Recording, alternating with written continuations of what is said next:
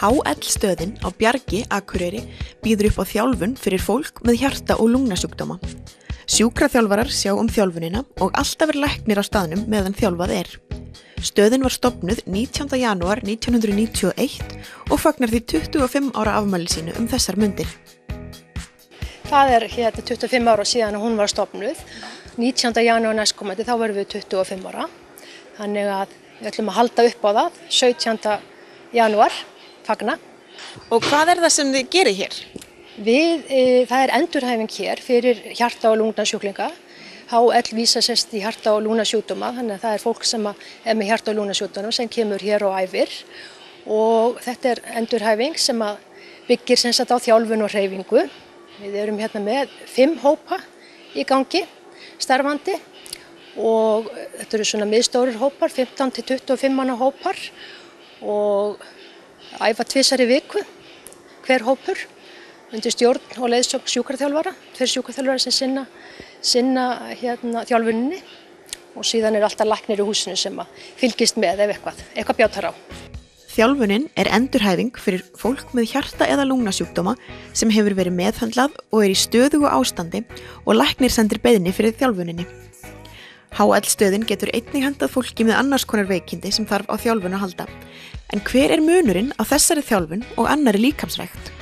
Þetta er svona óskum sviphaurin, þetta er svona leikfimi má segja í klukkutíma og það sem við leggjum áherslu á þol og styrktarþjálfun og liðleikaþjálfun og jafnvægisæfingar og teygjur og þess háttar.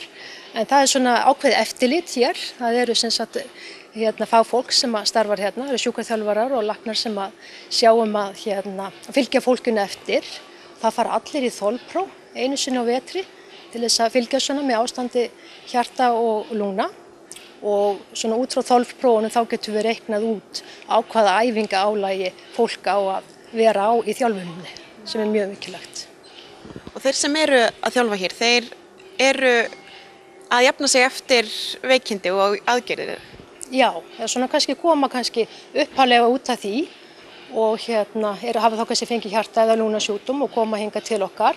Við erum í svokallega grunnstig þar sem fólk sem sagt byrjar á því stigi og færi þessu þá er svona meiri eftirfylgd og fylgjast betur með blóðþrýstingsviðbrögðum og púlsviðbrögðum og þess háttar og síðan þegar að fólk hressist og eflist þá færist það upp í þetta framhaldsstig og getur haldið áfram svo sem bara eins lengi það vill í rauninni.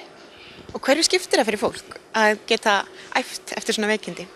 Ég held bara að skipti gríðarlegu máli. Því að við vitum öll að þá er hreyfing bara af hinu góða og nauðsynleg fyrir alla og sérstaklega kannski þá sem hafa verið veikir og misst niður þrek. Það skiptir gríðarlegu máli og þá skiptir miklu máli að gera það svona það sem er gott eftirlit og fólk er fylgt vel eftir og fólk er að æfa á réttu álagi. Þannig að þetta og svo svona bara hressir þetta líka sálina svolítið að koma í hópinn og hitta félagana og hafa gaman.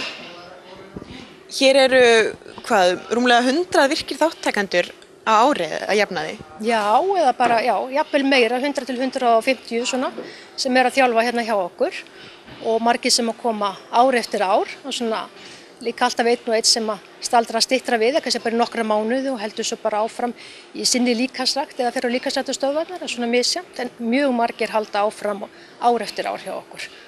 Og getur þú þá skotið á það, hvað í þessi 25 ár, hvað eru margir sem hafa þjálfað hér? Ég er nú ekki alveg með þá tölu á hreinu en ég get alveg lofaði því að það eru mörg hundruð sem hafa farið hér í gegn. Ég segi kannski ekki mörg þúsund en það eru eins og ég segi mörg hundruð sem hafa verið hérna hjá okkur. Og jafnvel erum við með 1 eða 2 sem hafa verið hérna frá upphafi í 25 ár sem sagt. Við upplifum mikið þakklæti og gleði og fólk er mjög ánægt að þjálfa hérna og þakklátt og líður vel hérna. Þannig að við finnum fyrir miklu velvilja og þakklæti. Það hafa margir lagt til gefið okkur gjafir. Mörg félög á Akureyri hafa gert það, stéttarfélög og fleiri félög sem hafa gert það. Þannig að við finnum miklu velvilja.